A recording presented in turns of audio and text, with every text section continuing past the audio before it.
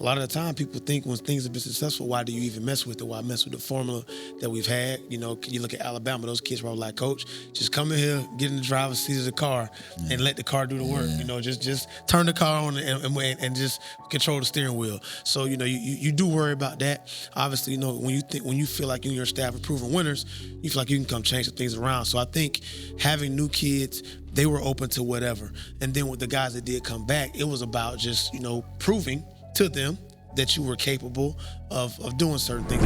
Hi, welcome to the Wildcat Show, featuring Coach Travis Roland of the Camden County Wildcats, and I'm Calvin Wilson of Explosive Sports.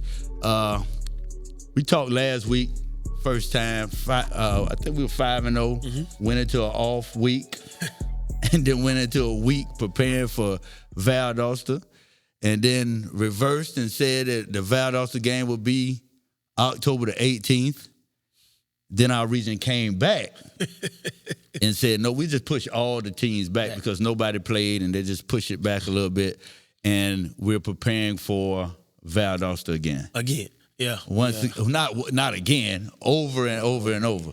So how many practices you said you had for them, Coach? Man, today we are now up to number 8. It'll be 11 by the time we get to our pregame day. So, you know, it's been a lot of preparation going into it, you know, getting into overdrive and overkill now. So you got to try to make sure we're smart about how we do it so kids don't overthink, we don't overthink. Nobody's second guessing. So it's been a while. Yeah, and it's the same thing with Valdosta, though. They had to prepare for us this long also. Right. Coach, what time is the game? When is the game for those that don't know, because we're just finding out ourselves? So the game will be Saturday. I believe that's October the 5th at 1 p.m. at Valdosta at the stadium. So it'll be an interesting time. Yeah, we need everybody to come out and support. You know, they're making it difficult. They're making it at 1 o'clock. It's going to be hot. So come accordingly. Yeah. Valdosta is dry and hot over there. But, Coach, I want to go back to the last time we did the podcast, man. You said something that I heard when you said it, but when I went back and looked at the podcast, you said we had 15 new starters. Absolutely. Now, if people don't understand, you only have 22 starters on both sides of the ball. Yes, sir. That means only 7 players actually started last year from a team that went to the semifinals. Yep. And for us to be 5-0, no matter what the schedule, the strength of the schedule, because we can say the same about Valdosta's schedule. Everybody said you hadn't played anybody, but we're getting into the meat of it because our region is the meat.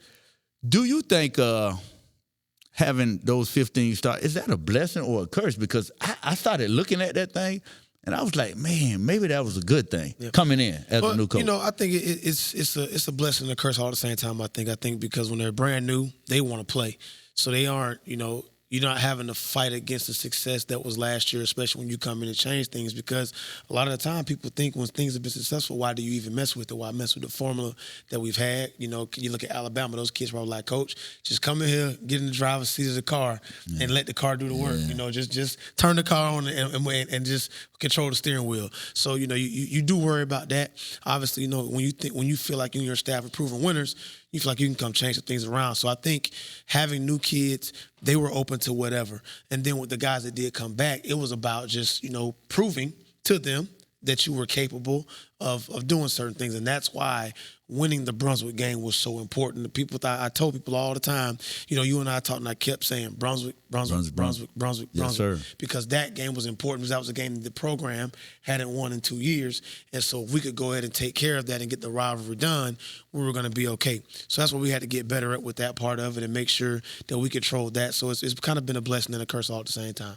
Man, I just love the way that we did go in there against Brunswick, because, like you're saying, we had 15 new starters going into a big atmosphere like that. And you could tell from some of the guys, and over time lapse, these kids have gotten better and better. And you remember you told me when my man dropped the punt. But I know he been begging to get back there to catch a punt. Absolutely. And then when he dropped it, I started laughing, because I was like, you got what you asked for. Yeah. And you told me what you told me, Coach. I said, man, you left from the sideline, it made me approach him a whole different way. Because like I remember seeing the ball, I just looked to the side, I'm looking at the coaches, and I see you dying in the corner. I'm like, man, you know what? It is halfway fun at this point. So I just went over to him like, hey man, calm down. move on to the next play, go play defense, and you're going to be okay. But it's just, and those are the things you got to understand. I tell people all the time, I'm thankful that I coached Pop Warner when I did, because the same way that Pop Warner child that's in elementary school responds to getting yelled at, our high school kids do the same thing. Yeah. You can lose them for an entire game if you coach them wrong when you're giving them that constructive criticism. So you have to be smart about how you do it. And in that moment, if we were to win at him the wrong way, we'd hit a tank on us and we'd have lost him. No doubt, no doubt. Coach, both teams are coming in 5-0. Yes, sir. 5-0. Mm-hmm. Like, this is somebody must go. Must go. Well, I know they coach a little bit, Shelton Felton. I think you know him a little bit. I dealt with him with some recruiting stuff and all this other stuff, but he got a good coaching staff over there. And he got some good players over there. Let's talk about a couple of their players. Number 99. Defensive lineman. Yeah. Their D-line is the strongest part of that football team. That's no slight to their guys. Hope they don't take it to board material, but that D-line is the best part of the football team. 99, 95, 17. They've gotten new kids, 0 in from Tift County during the season. So I think that, it's bolstered a lot, and they do a good job of protecting the other parts of the team, like the two inside backers. Don't weigh but $170, $165, but because they're so aggressive in nature, you have to worry about the defensive line. With some double team type situations, those guys do a good job of running free. So they're very active. You can see the coaching and how they use their hands, a lot like you see the coaching in our defensive line with how our guys use their hands. So that's one of the biggest things is we got to make sure that we, are physical up front and match the physicality. And that's why I think, if there's one place I'm thankful that we've got 4 seniors and 4 guys that have played in this region, it's up front in our offensive line. Right. So this won't be a surprise or shock to them, because all these guys just played in the same stadium, same game last year, and fought this team tooth and nail. And I felt like if you go back and look at the game, if we'd have went to overtime with that team last year, I think Camden wins the game because of what we were doing, especially offensively, as a wing T football team. So, that's one good thing. We match up well there in the trenches, but that's going to be the place we got to win. Yeah. Number 99 is Marcus Williams, and number 17 is Kobe Brown. Yes, Kobe sir. Brown is a guy that you said put his hands in the ground, sir. and he stands up, and he'll go get it. He will go get it. Now, on the other side of the ball, you have a sophomore running back. Mm-hmm. Get busy. That cat. Yes, sir. Get busy. I think it's Deion Foster. Yeah, get busy. Yes, sir. What I watched this film and his vision. Mm-hmm. Because the guys up front, they do a pretty good job, but he makes it happen. Yep. And his vision. So I think our guys gotta be disciplined in the gaps and stuff like that, and just be patient with him, because when he cuts back, man, he gone. Yeah, put foot in the ground, man. Kid shows great vision, great balance. And when you run a zone kind of scheme, that's what you got to have. The running back's got to be patient. And I think he shows a lot of maturity in how he runs. And so I think that, he does a great job of that. They got a young offensive line with only, I think, they got 2 starters back from last year. But I think that kid's doing a phenomenal job, which is why he's received some offers over the course of the beginning of their season so far. And, the backfield in general is pretty good, man. 5'4", obviously. And then, you got the man, Todd Robinson, back there. That's a touchdown waiting to happen if you don't secure him right away. So you got to make sure, we got to make sure we got him bottled up. I think we got a good scheme put together for him. Coach Thompson and the rest of the guys on defense did a good job getting some things put together for us. Then we got a great plan to handle some of the stuff they do. And so I think we'll be okay. Yeah, I was thinking, I was about to bring up Todd Robinson. And my biggest thing not on offense, because I'm wondering, when are they going to use him on defense? And if they do use him on defense, that makes a difference. It makes a big difference on how you throw that ball out there, because he is a kid with tremendous speed, good hips. I mean, Georgia wouldn't have offered him on the other side of the ball if he couldn't do it. So they've worked him out to see that he can do it. And so that could be a game changer. He could be a game changer. I think so. I also think, they putting him in harm's way a little bit. And because we got some guys that's gonna get physical with you out there, and so I think I'll be curious to see is it early downs, is it only on 3rd and long? Because we don't want to live in 3rd and long situations, but obviously if they can get us in situations, I think they may put them out there where they feel like it's a little bit safer. But I'm definitely interested to see when they choose to put him out there, because we can also be strategic. If you're gonna put him out there, right? Well, let's throw screen and let's go block him. Let's whether it's Elias going out to block him, whether it's offensive lineman that's getting out, get physical on him. Get physical and make him play and kind of be able to make them suffer offensively with some stuff they do. So, definitely looking forward to how they're going to attack it. We did read where they said, okay, he's going to play some defense. So be it. Line it up and let's go. But he's definitely an explosive young man when he gets that football in his hands for sure. yeah, he's exciting. He's exciting with the ball. I just think that. I just think this is going to be one heck of a game. Rock'em Sock'em Robots. Right. Shelton Felton, he's coached at Crisp County. He had Contavious Bryant, Big Cat, and he had Quay Walker. Both guys reached the NFL, so he's able to bring in defensive line, and that's his specialty, defensive line linebacker. So we look for that up front battle to be a real big test. He coached at Tennessee, Chattanooga, Akron, and last was at Tennessee with Pruitt. And so this guy, he has a good pedigree. You have a great pedigree. I saw all his coaches. He has Jay Rome. Yep. His daddy was a great Stan Rome at Valdosta, and he was a great at Valdosta and went to University of Georgia. So I think we're up against a great team. I mean, it's the region. Yeah. I mean, I don't see nobody in the region that's going to be soft. And so with that being said, what kind of chances you give us, Coach? I give us a great chance. I mean, they got to play us. And that's the thing I've been telling everybody. Like, everybody's like, what you going to do versus this team? What you going to do versus that team? And I tell them, they got to play us. Like, what are they going to do versus us? At the end of the day, again, people are looking at the numbers. They don't even fully understand, how our offense has done what they've done. I leave that out for interpretation. I think some people think it's one way, but when you watch the film, it may be done a totally different way. So, I think, how do you handle dealing with Sean Green? How do you handle dealing with Elias? Elias is playing H. He's playing attached tight end. He's playing slot. He's playing wide out. Hardy is leading our region in touchdowns. Parks is only throwing one interception. He's making great decisions with the football. We're motioning. We're shifting. How do you handle our offense? And then defensively, we're getting after you. You know what I mean? Like, we're playing more possessions because our offense is scoring, but we're getting after you. And I think that's one great thing about what's going on right now. Then you got to prepare for us on special teams. We've returned a punt or a kick return for a touchdown in every game. We've blocked a punt in every game. So, there's a lot to prepare for when you get ready for us because of the tempo with which we play. So I give us a great chance versus everybody. And obviously we worried about Valdosta right away, but they got to play us. I love that you brought up the special teams just because, man, you got 3 phases. And if all 3 phases are hitting, there's no way. But if 2 phases are hitting, it's kind of impossible too. But if you only got 1 phase hitting, then you're in a world of trouble. Yep. And so with our special teams doing the things that they have done all year long, I just expected them to keep doing. You know what I'm saying? And if they don't, then the offense or the defense got to pick it. That's what team is all about. Yes. And man, out of those 7 starters that we had coming back, who are your leaders? All 7 of them are leaders? Oh, for sure. I think, obviously, Anthony. Let's talk defense first. Yeah, defense. So Malachi Mowen was one of the returning starters on defense at D-line. He's the only one. He was all region last year. I think he's the only starter that came back? Oh, he was the only starter lineman that came back. Yes, sir. And Malachi Mowen, the only one. Then at linebacker, you had Wayne Austell. And again, what's funny is Wayne didn't really become a full-time starter until the second half of the year. And then he got hurt.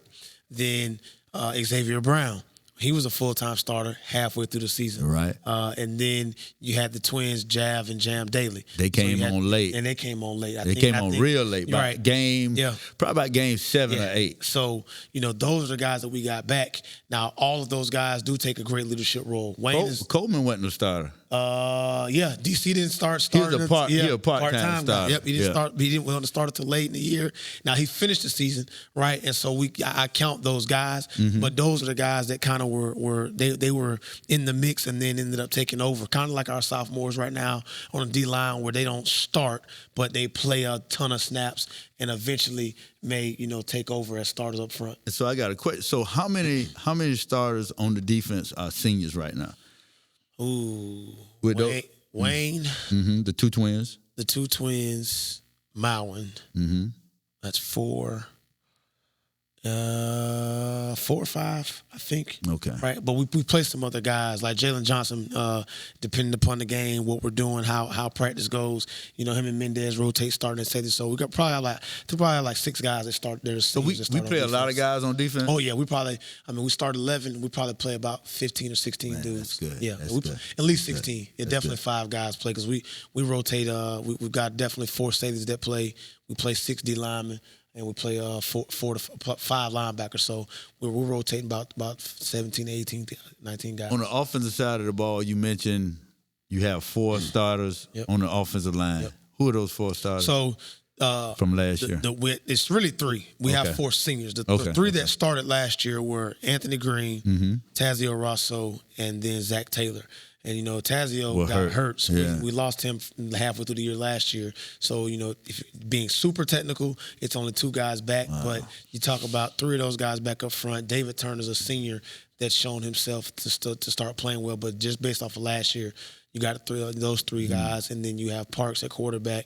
And then you have Elias at tight end. So it wasn't a lot over there either. And your running back. Hardy was started at wing. Yeah, so you got Hardy back out there. But other than that, everybody's new. And that's why I say these kids have done such a phenomenal job. And that's why I say, when we went down 14-3 against Brunswick, it was exciting to watch those guys not lose their mind. We responded by having I think it was a 9-play, 80-yard drive for a touchdown was our response to going down 14-3. And that showed me that we had some fight in us. And then as the weeks went on, we just started playing better and better.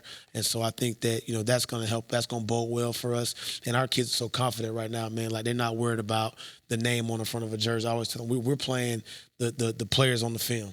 Nobody's playing Camden County from 2003 or 2008 to 2009. That's not who they're playing. They're playing the guys that are in film.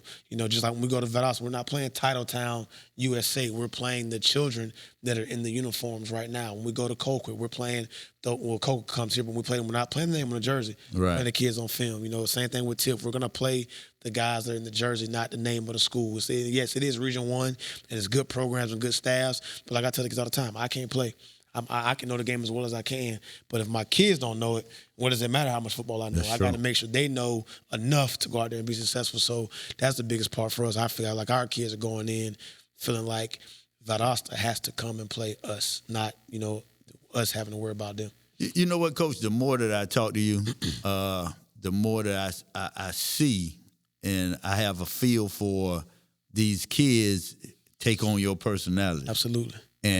And when I say your personality, we see the calm, cool outside. No, I'm saying that's what everybody see, and that's cool too because they do act that way. But the intensity that you carry within what you do things with, absolutely. With not perfection, but making sure that you know what you're doing. Yep. I mean, I think these kids have benefited not just from you, but from your coaching staff. Is your coaching staff a close coaching staff? Because it seems to be. Yeah, we made it a big deal and made it a priority that we all hung out. That after the Spruce Creek game, that homecoming weekend, man, we just went and watched some college football together, coaches and wives. Because again, that's the time the wives have with us on the weekends. We need to make sure they meet each other and they hang out with each other. Because again, I always say, I tell the coaches, your wife is allowing you to coach football. Don't ever get it twisted. So we try to make sure we do that, man. Because if we can be close off the field, obviously we're going to be close on the field, and it's going to mean more to each other to not let somebody down. And so that's a big deal for us. And I always tell the coaches too, like your players are a reflection of you.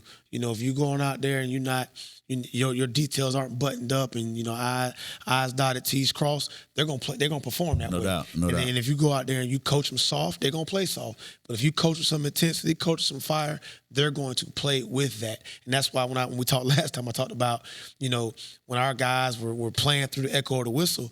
That's because that's the stuff that the Coach Slattery's of the world put into some of our offensive linemen in all of his years here because of how he coached them, how Coach Brown coached them, how Coach Griff coached them.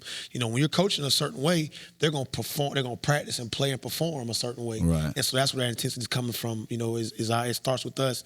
We got to have energy every day in how we go and approach practice and approach these games. Right. Hey, I know this is a Wildcat football show and everything, but we wanna say that to all the families, absolutely, that's out there that this storm, this hurricane have affected, man, it ain't just affected y'all. It affected us also. Maybe not in the major way, but for a lot of people it has been. And we want to say, man, we got prayers and everything out there for them. The people in Valdosta, they may not have lights until Saturday. Until Saturday. They may not have some. Right, right. And so we just want to say, man, we're praying for everybody out there. Absolutely. You have anything to say, Coach? Praying for you guys. You know, obviously, major disaster like this, you know, football sometimes needs to take a back seat. Obviously, it's something that can help us start to move forward because it's a common goal. Take your mind off for a little bit, but definitely praying for you guys. And, you know, we wish you all the best and hope that everything can go back to normal as soon as possible, and hope that this doesn't have to become a new normal. Hope we can get back to the old normal for everybody and across this entire state of Georgia where things are going bad, even in North Carolina. So just prayers to everybody that's going through it. Yeah, I mean, I think that's all I have for the day, man. And we just encourage everyone that's in Camden County. Absolutely. They can be there 1 o'clock on Saturday. For Camden. Before Camden. You know, if you can find a way to get there, come there and support us. You know, their Saturday games are tough, but we're going to need it. You know, this is a Region 1 game. If we're talking about we want to be the cream of the crop and we're going to support, let's show them how we do it here in Region 1 at Camden County. No doubt.